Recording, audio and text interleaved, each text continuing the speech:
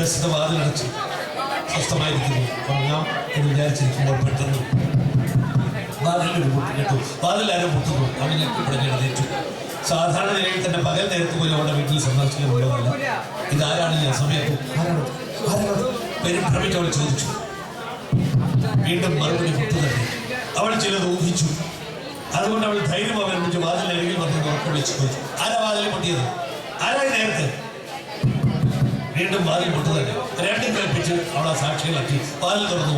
ആരെയും കണ്ടില്ല. അവൾ പുറത്തേക്ക് നിലയിട്ട് നോക്കിയപ്പോൾ പുറത്ത് സിഗരറ്റിന്റെ രൂക്ഷമായ ഗന്ധം. അവളുടെ മുഖം ശരിയാകുന്നു. അവൾ കണ്ടു ആ ഇരുട്ടത്ത് ആ വൃക്ഷ ചുവട്ടിൽ ആരോ നിന്ന് സിഗരറ്റ് ഉപയോഗിക്കുന്നു. ആ സിഗരറ്റിനെ ചെന്തി വെട്ട അവൾക്ക് കാണാം. ആരാണത്? ആ നിൽക്കുന്നയാൾ കൂടുതൽ വെളിച്ചമുള്ള ഭാഗത്തേക്ക് വന്നു. മറ്റാരുമല്ല, ദേവയ്യൻ. ഞാൻ എന്റെ മകന് മാത്രമേ ഈ സമയത്ത് നിങ്ങൾ വന്ന് ഒട്ടി ശരിയായില്ല. എനിക്ക് മടങ്ങിപ്പോവാൻ. മിസ്റ്റർ, നിങ്ങളെ തിരികെ പരിഭ്രമിക്കുന്നു. ഞാൻ നിങ്ങളെ ഉപദ്രവിക്കാൻ വന്നതല്ല. ഇതുവരെ ഉപദ്രവിച്ചൊന്നുമില്ലല്ലോ. നിങ്ങൾ എന്നെ അനുവദിക്കുമെങ്കിൽ, ഒരു കാര്യം പറയാൻ നിങ്ങൾ എന്നെ അനുവദിക്കുമെങ്കിൽ, ഒരു നേട്ട് അനുവദിക്കുമെങ്കിൽ അനുവദിക്കണം. അവൾ സമ്മതം മൗനം കൊണ്ട് അവിടെ പ്രകടിപ്പിച്ചു. മൗനം കൊണ്ട് നിന്ന് മുഖം കുനിച്ചു നിന്നു. അയാൾ പറഞ്ഞു, മിസ്റ്റർ, നിങ്ങൾ എന്തൊരു സ്ത്രീയാണ്.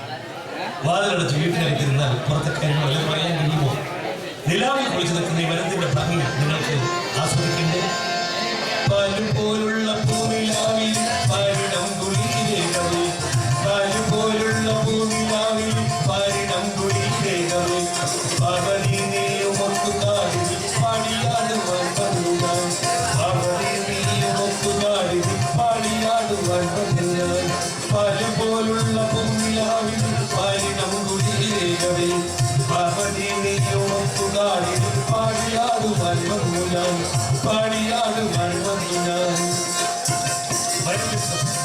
നമുക്ക് ആ തടാകത്തിലേക്ക് പോകാം.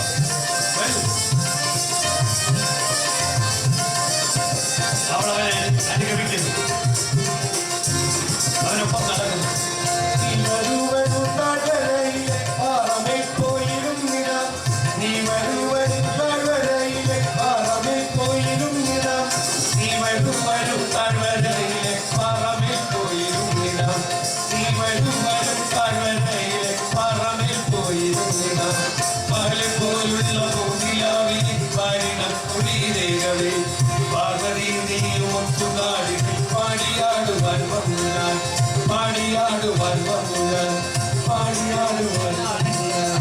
ഒരു സ്വപ്നാടകയെ പോലെ, സ്വപ്നത്തിൽ എന്ന പോലെ അവൾ അറിയാതെ അവനൊപ്പം നടക്കുന്നു. ഒരാൾക്ക് കക്ഷിച്ച് നടക്കാവുന്ന ഒറ്റയടി പാതയാണ്. രണ്ടുപേർ സമാന്തരമായി നടക്കുന്നു. അല്പദൂരം നടന്നു കഴിഞ്ഞപ്പോൾ ദേവയ്യൻ അവളുടെ തോളത്ത് ഒരു കൈയെടുത്ത് വെച്ചു. അവൾ പ്രതിഷേധിച്ചില്ല. അങ്ങനെ നടന്നവർ ആ തടാക തീരത്തെത്തി. ദേവയ്യൻ പറഞ്ഞത് അത്ര ശരി. ആ വനമാകെ നിലാവിൽ കുളിച്ചു നിൽക്കുന്നു. പാല് പോലുള്ള പോനിലാവ് പരന്നൊഴുകുന്നു. അവൾ കണ്ടു ആ തടാകം നിലാവിൽ വെട്ടിത്തിളങ്ങുന്നു. നിലാവെളിച്ചം ആ തടാക പ്രതലത്തിൽ പ്രതിബിംബിച്ച് വല്ലാത്തൊരു പ്രഭാവകരം തന്നെ ഉണ്ടാക്കിയിരിക്കുന്നു. അവർ രണ്ടുപേരും ആ തടാക തീരത്തുള്ള പാറപ്പുറത്ത് വന്നിരുന്നു. തടാകത്തിൽ നിന്ന് നിലാവെളിച്ചം അവളുടെ മുഖത്തെ കൂടുതൽ ശോഭയാർന്നതാക്കി. ദേവയ്യന്റെ നോട്ടമേറ്റപ്പോൾ അവൾ ലജ്ജാവതിയായി മുഖം പിടിച്ചു. അയാൾ ആ മുഖം പിടിച്ചുയർത്തി അവളുടെ കണ്ണുകളിലേക്ക് ഉറ്റുനോക്കിക്കൊണ്ട് പറഞ്ഞു, മിസ്റ്റർ, നിങ്ങൾക്ക് ഇഷ്ടമാണെങ്കിലും അല്ലെങ്കിലും ഈ നിമിഷം മുതൽ ജീവിതകാലം അത്രയും നിങ്ങളെ ഞാൻ മറ്റൊരു പേരാണ് വിളിക്കുക. വിളിക്കട്ടെ, പുള്ളിമാൻ.